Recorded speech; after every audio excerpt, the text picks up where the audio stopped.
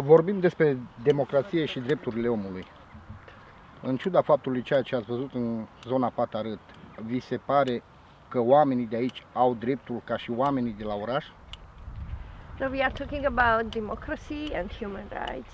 Do you think that people who live in the Patarut area are having the same rights as people living in the city? No, certainly not the same rights as some of the people living in the city. I think what we see here is the ways in which multiple forms of discrimination, exclusion, exploitation attach themselves to people who are thrown out of the city, excluded from the city.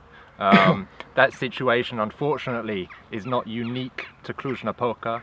It's happening undeniably right across the world, but it's particularly happening in Europe at the moment when it comes to, unfortunately, the Roma population, but also refugees, also in some countries, Arabs or people of Muslim faith.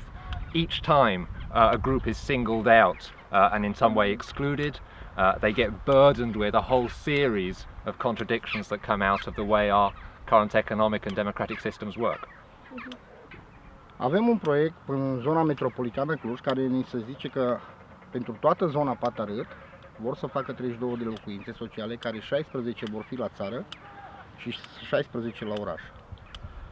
Vi se pare un număr mare de locuințe pentru atâtea familii câte ați văzut dumneavoastră aici? Sau un număr micos?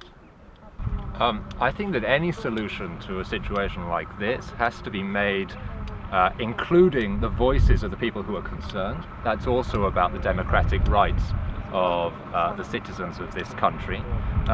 So I'm not the one to comment on what's a good or what's a bad solution, but I would certainly be suspicious of any solution which involves moving parts of the population further away from the city where many of them work, where their children go to school, and which they've been attached to maybe throughout their lives. That, I think, would be a very surprising result if the decision was made in a genuinely democratic and consultative way. Mulțumesc. Okay. Thank you.